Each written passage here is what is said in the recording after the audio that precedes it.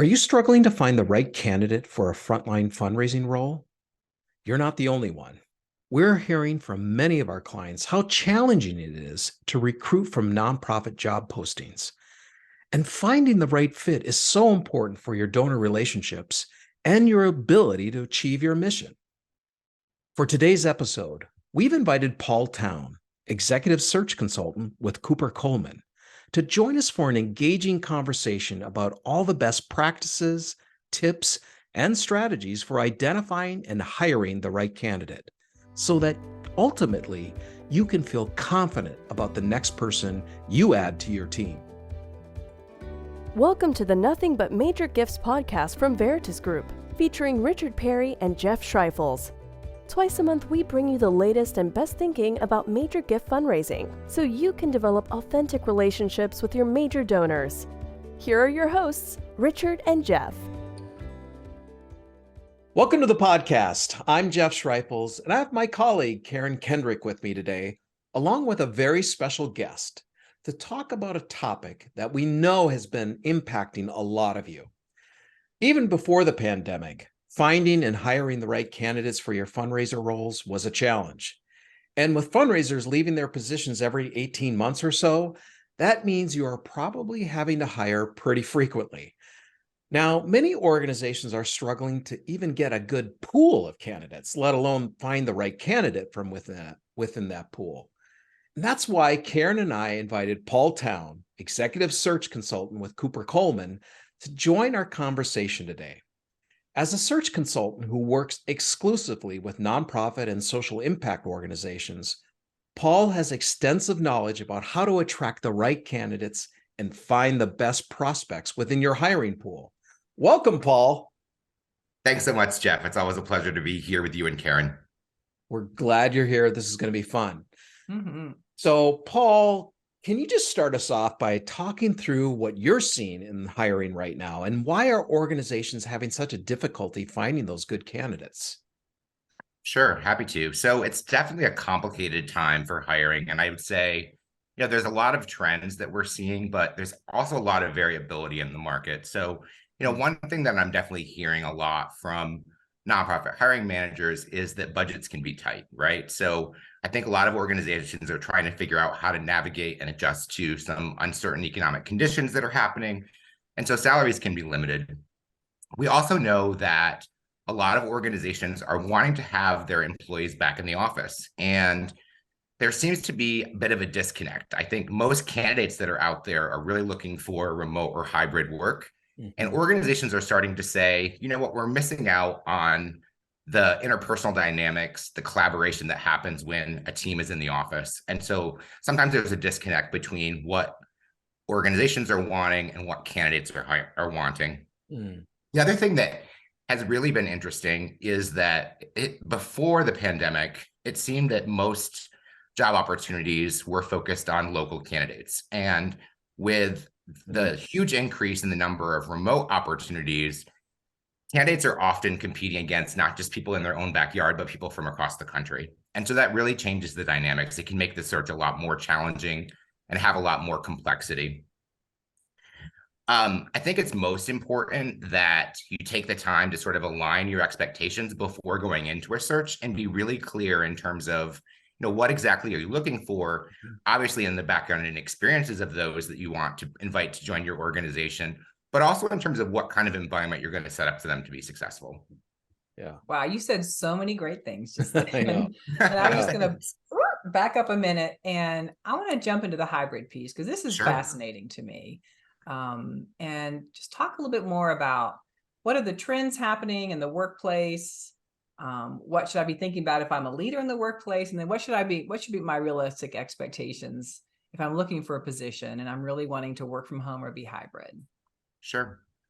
So I think one thing for candidates to consider is that if an organization offers in-person services and they have a physical location, it's probably likely that they're going to require you to be in the office at least part of the time. And so the reason for that is sort of multifold. And so, one reason is to have the experience to get a pulse of what's happening with your organization, to be able to tell compelling stories when you're working with donors, And so having that opportunity to interact with the individuals or that your organization serves, or to be able to touch the impact of your organization in some way, is a really valuable experience. It's really hard to have if you're not in the office. So you're saying if I'm working in a nonprofit with a mission that has a building and a mission that's happening in person, they'll want me in the office some, because I'll need to interact and connect more than, let's say, an example where I'm doing something that's less location directed.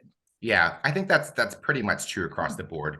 But there are organizations that either provide virtual services, or national organizations where, you know, you might be working in a local office, but the work is happening sort of outside of the region in which you're working. And so for those, I think there's more opportunities to be, you know, to offer virtual opportunities or more hybrid opportunities. So when I think about, you know, an organization like iMentor, you know, that a lot of the work that they do, it's in their name, iMentor. So they're doing mentoring remotely. And so those types of organizations often offer a more remote or hybrid opportunity versus other organizations, like let's say a Boys and Girls Club. Obviously, they're very site-based. And so the work happens in a physical location. And so a lot of those organizations, they want their fundraising team to be able to interact with the people that they serve. So if I'm a leader and I'm trying to figure this out, what are people wanting? If I really do need people in the office at least part of the time, what is it that people are wanting they get from the remote that I may be able to provide in other ways? Sure. Yeah, I think it's important to think creatively about that, and maybe not have a one size fits all approach, although you obviously want to address issues related to equity. But I think flexibility is probably the most common thing that folks are looking for. And so that could mean either the days a week that you're in the office. It could mean the work hours. I know some folks who I've worked with in the past who have small children. They'll get online and work for a couple hours, then they'll take some time off to be able to take their kids to school. Then they'll work during the day, and then they'll work a couple hours after kids go to bed. So I think even being able to offer that kind of flexibility is something that people really respond well to, particularly for women and people of color. So a lot of times, folks will have additional family responsibilities. So it could be kids, it could be aging parents, it could be having family members that have special needs. And so being able to be responsive and just hear folks out, right? I think that's really going to show empathy, and it's going to show that you're trying to meet employees at least halfway. And it might not always work out, but I think, you know, it's important to have those conversations in advance, because what you don't want to happen is to set an expectation for an employee, and then once they get started, change the terms, basically, because that's just going to lead to a lot of dissatisfaction across the whole organization, to be honest. And so, you know, just being really clear from go, I think, is really important in terms of sort of setting a standard for a work arrangement. Yeah, don't say we could be flexible and figure it out when you don't really mean it in an interview process. Right. Yeah. I think that's right. Paul, what is some of the research saying about the remote work that candidates need to know? You know, it's really kind of mixed. I've seen some reports out there that say that productivity goes down when folks are working from home. And then I've also seen that, you know, when you don't have a commute, and I work from home now, and my commute is about, 20 feet from my living room to my office. And so there's definitely advantages to that. But I think, you know, some folks do really well in a work from home environment, and some folks tend to be very distracted.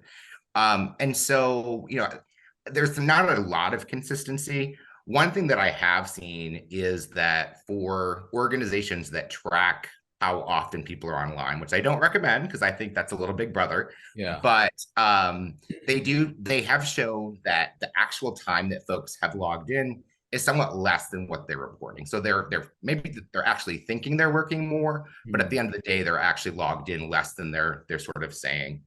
I think another thing is that fundraising numbers for some remote teams have been down. And so there's a lot of factors that play into that, right? So, you know, we know that the economic market for fundraising is a bit uncertain right now. You have a lot of different economic factors that are happening. We don't know if we're in a recession. Are we in a recession? Are we out of a recession? Are we going into another one?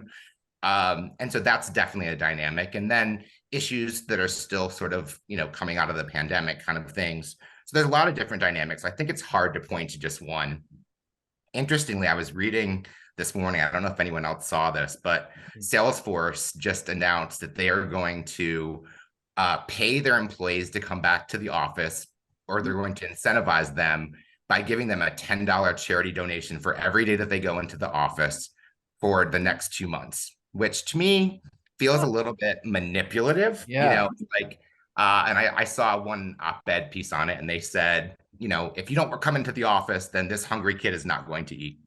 So I would say that's probably not the best way to get folks in the office. But you're definitely seeing, a lot of organizations trying to do what they can to get folks into the office, for better or for worse, right?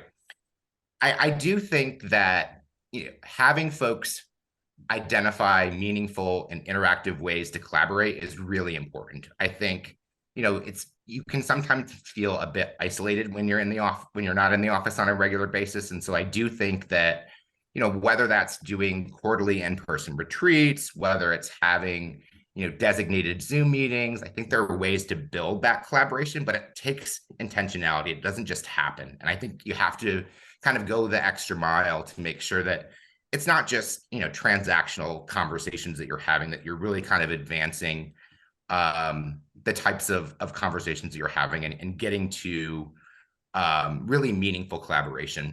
But Zoom fatigue is also real, right? I think we all have sort of burnt out on whether it's, the Zoom happy hours that were happening a lot during the beginning of the pandemic. I don't know if I could ever sit down for another Zoom happy hour. We got rid of ours. Yeah, we're like, we're done with that. Yeah, exactly.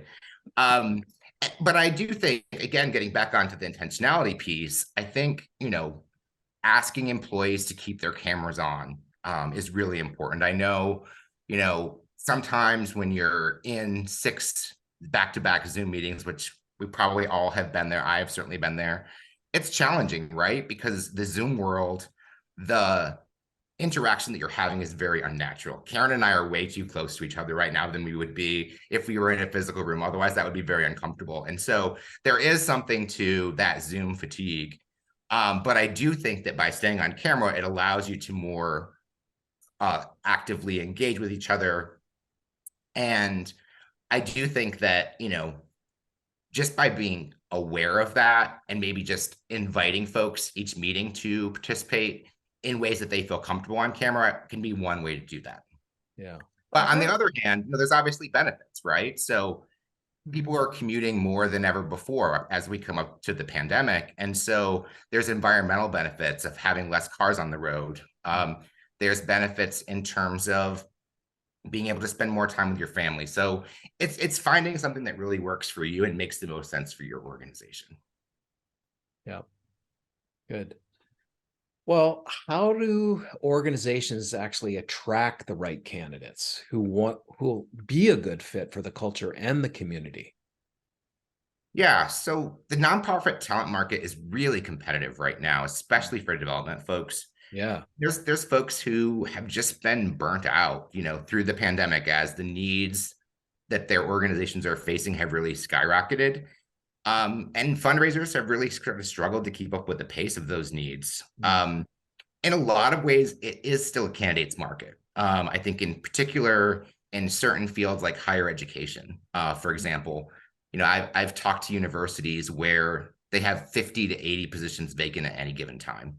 These are for obviously some of the largest universities out there. But so, in those cases, it's really a candidates market. However, as I spoke to before, I think because the market has changed so much, and in particular where positions are remote, you're attracting candidates from all over the country potentially. And so the dynamics related to that make the search process a lot more complex.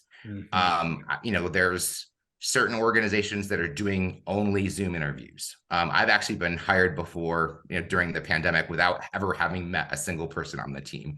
And so that really does change the dynamic.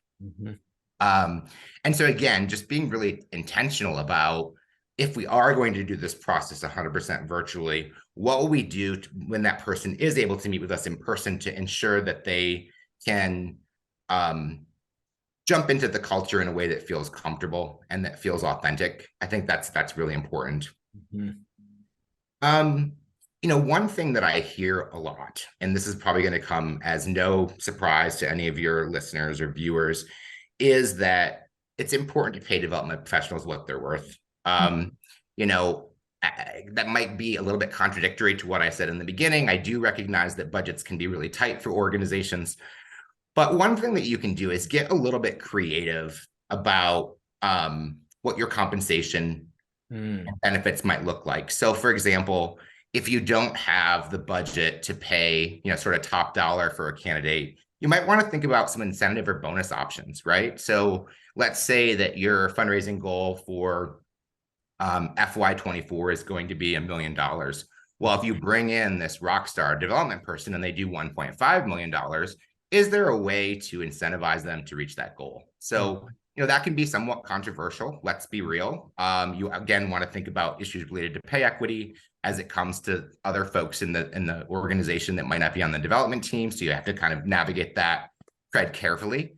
But there are some creative ways that I think that you can kind of stand out from a pay standpoint. Another thing which we always talked about is, which we already talked about, is offering flexible work arrangements. So, again, doesn't work for everyone, but it is a way that it could allow folks to have a little bit more control over how they spend their day. And so that could be something that's attractive to candidates. So I'm just curious thinking about if I'm a candidate and I'm hearing you say it's kind of my market, what are some things that I also need to be thinking about as I approach this work? And if it is my market, how do I really utilize that effectively? Yeah, I think, first of all, just being really clear about what you're looking for, I think is the most important thing. I think on both sides, whether you're a hiring manager that's looking to bring in a new candidate, or you're a candidate looking to make a change, it's taking the time to really understand what work means to you and how you want to show up in terms of the, actual time in the office versus out of the office, in terms of, the type of impact that you're looking to make, the opportunity to connect with the mission of the organization. How do you want to connect? Are you inspired to only connect remotely? Or is it something where you really do need that time to be able to touch and feel the impact of your organization and see the work in person? Everyone's different. And so I think, taking a step back to really assess where and how do I do my best work? Where and how do I feel fulfilled? Where and how do I feel like I'm, contributing positively? Because, this is the type of work that for a lot of folks is more than just a job, it's a calling. And so how do you want that to feel? I like to, you help me think about, I may think I need to be totally at home, but I might be able to do a hybrid, or someone who has go in and say, I really need the flexibility because of, the person I need to take care of at home or whatever it might be, and be able to negotiate some of those opportunities. So now, one thing that I would add though, Karen, and I've seen this as a misstep with candidates, is that what you don't want to do if you are really looking for a flexible work arrangement is to come in, sort of making very direct requests. So that's a conversation that's better had a little bit later in the process rather than right off the bat. Because I've certainly have candidates who kind of came out swinging and they're like, I've worked remotely for the last 2 years. I will never come into the office. This is how it's going to be. And if not, this isn't the right place for me. And so it may be common sense to not do that, but I would sort of caution folks out there that are considering new opportunities to, sort of lay some groundwork, get them really interested in you before you start making any kind of demands about what you want your work arrangements to be. You can kind of softly say, like, I would be interested in exploring flexible work opportunities. Could you talk to me about what that could look like? That would be great versus, I've worked remotely for 2 years and I have no interest in coming in the office. That's going to just turn them off right away. But don't do that on your first date. That's really good. Definitely not. Yeah. So back to the organizations. If they're struggling to find any good candidates, and I've heard that, I can't find any good candidates. So what advice do you have? How do they find that pool? Yeah, so I think there's a couple different approaches that organizations take. And so I think the traditional way that organizations used to go after candidates was what we call post and pray. And so you kind of post it on Indeed or on LinkedIn and just hope that the good candidates come in. And so that may have worked at one point. I would say in this job market, it's probably not going to be that successful unless you happen to be, the organization that everyone wants to work for in your town. And we all have those, right? But if you're not sort of that organization, then I think it's really important, I think first and foremost, to ensure that you've created a really clear and compelling job description. For me, I feel like that's almost the most important part, or one of the most important parts of the job search process. And if you're not sure how to do that, there's a lot of resources that are out there, right? So check out what other organizations are doing in their postings. I like a really long job description or prospectus versus something really short. I think the details matter. And so really getting into, what is the work environment like? What is the team like? Those kinds of things matter as much as what is your day-to-day task going to consist of. So what is the culture I'll be coming into? Draw me in and attract me that way. Exactly. Yeah. And then another thing that's really helpful is to have a very clear and well-defined search process. There's still organizations out there who want to put candidates through 8 interviews before they make a decision. And, I say good luck to you for a variety of reasons. But, one, candidates' time is valuable. And beyond that, because it can be a candidate's market, there's a really good chance that your top candidate is going to take another job. It's just very, very likely in this market. And so having a process that makes sense and you get the buy-in that you need from the right stakeholders, but that isn't unnecessarily demanding on a candidate's time is just as really important. So, really taking the time up front to define that, be really clear with your candidates in terms of what to expect, have a clear timeline to say, in June, we're going to be doing round 1 interviews. Then the first week in July, we're going to switch to round 2. And we expect to make the offer the last week of August. That's so helpful for candidates, and they'll just really appreciate that clarity. Yeah. And also, if there's assignments that you're going to have them do, be respectful about the time that it takes to do that. I mean, I remember when I was a fundraiser, there were times when I had to create, a 20-page PowerPoint to present on how I would go about, soliciting funds from X company for Y nonprofit. And that took me, 6 or 8 hours to put that together. And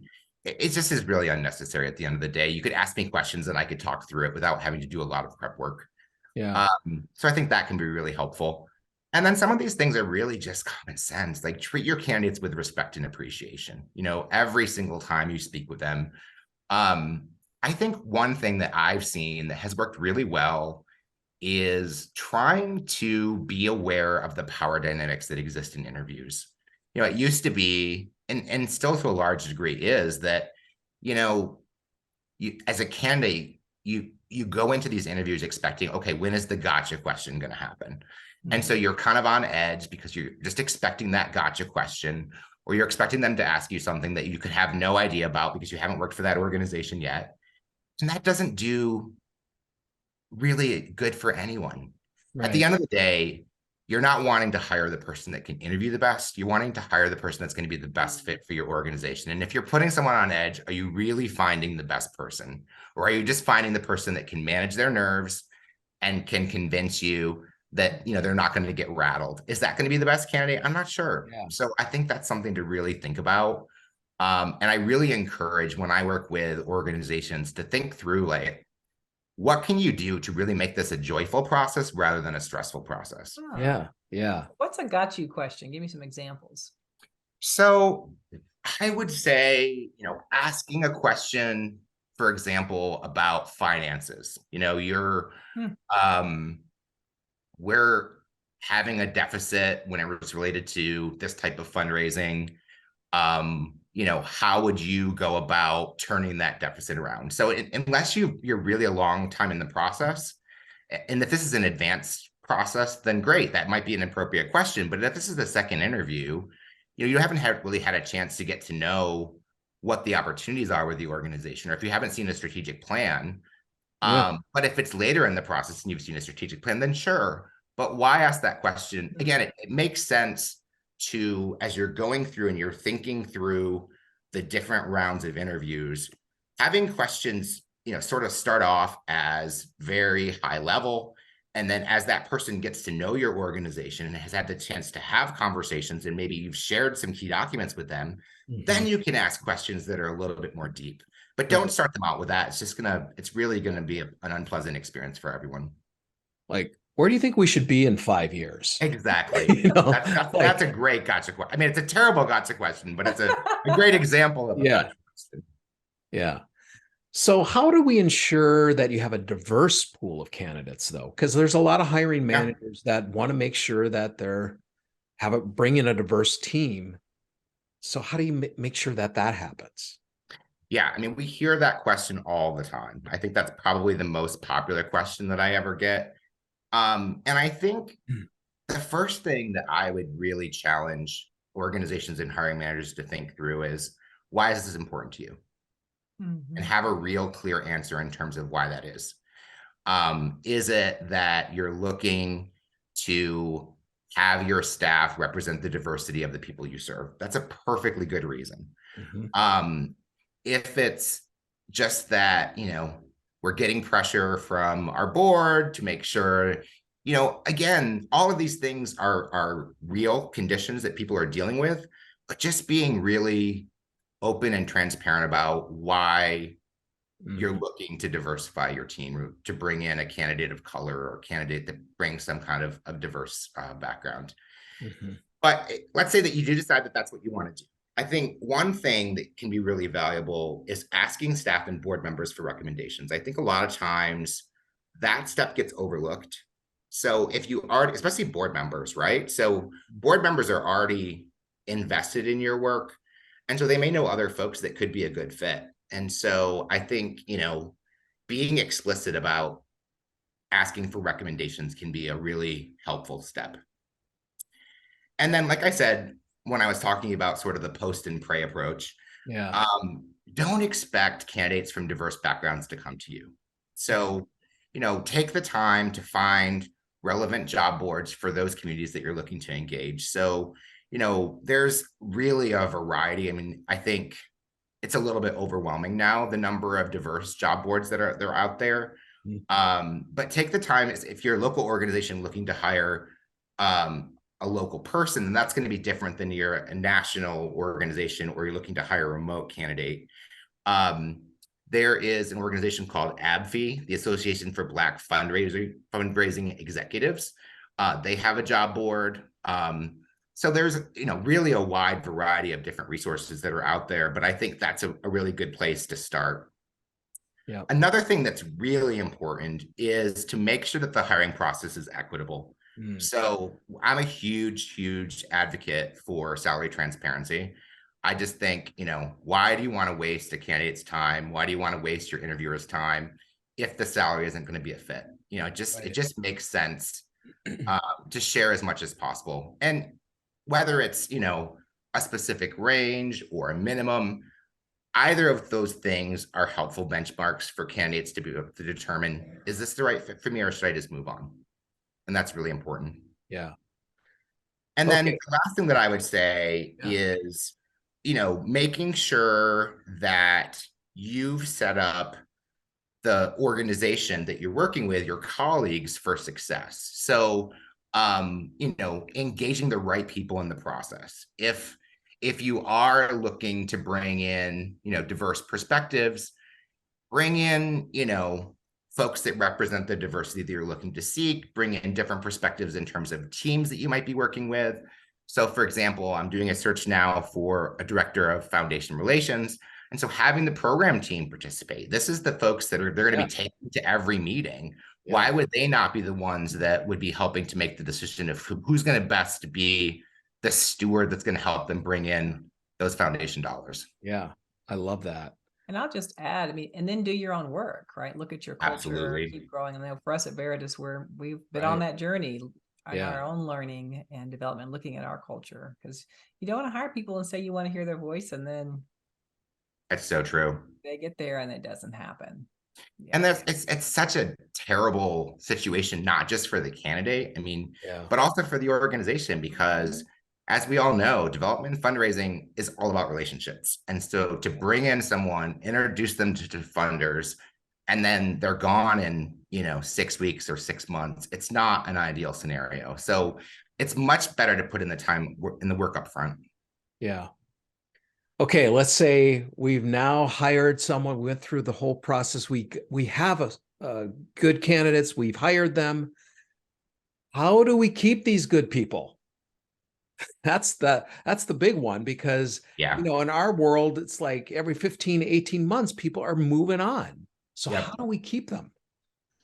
Well, and what I always try to remind hiring managers is that basically having someone accept an offer and make it to their start date is day one in the process. And from there, everything is up to you. And so I think a lot of folks have this misconception that all I need to do is get them, find the right candidate. They're going to have a great experience. It's going to be great. So I think, thinking about what the onboarding process is going to be like, even before you start the search. I've seen so many organizations where, it's the 11th hour and they still haven't figured out how they're going to onboard this new executive director. Well, that's super critical. And to be honest, if I was a candidate for an executive director position, that would be the thing that I'd be most interested in, because especially if you don't, a lot of these smaller organizations don't have an HR rep. So who's actually going to do the onboarding? Is the board going to do it? Because do they have time, when they have a full-time job, to be able to spend the time to actually ensure that that person's going to be successful? Are there opportunities for mentoring? Are there opportunities for professional development? How are they going to learn if let's say they're switching impact area? Let's say it's someone that worked for an environmental conservation organization and now they're working for a youth development organization. How are they going to learn the language? How are they going to learn what funders are looking at? Because those things are very different. And so I think, having a place and plan from day one and being very clear that, you can expect that in your first week, you're probably going to be handling paperwork. And then the second week, we're going to have you, spend some time with the programs team and maybe do some site visits. Like, just having a plan, I would say, for probably at least the first month, but potentially the first 90 days, I think is really critical, from go, to make sure that the folks are going to be successful. And then I think, allowing people to be able to experience the work. I've worked for organizations where, as a global development person, I've worked for organizations where they had a budget for me to go into the field. And so once a year, I'd have a chance to spend 2 weeks, and I got to go to Rwanda and Ghana and India. And having those experiences, when I got to come back and speak with corporate partners about what I saw in the field, what was way worth the price of admission for them to send me to those locations. Right. So, I think when there are opportunities to be able to find ways to engage folks so that they have those compelling stories, that can be really valuable.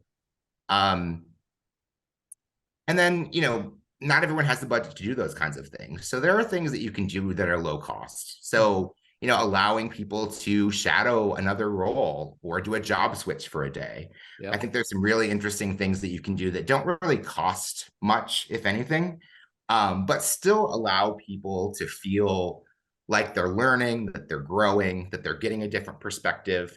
But you have to make that accessible. And you have to not just say, we're going to let you have this time, but actually make it mandatory.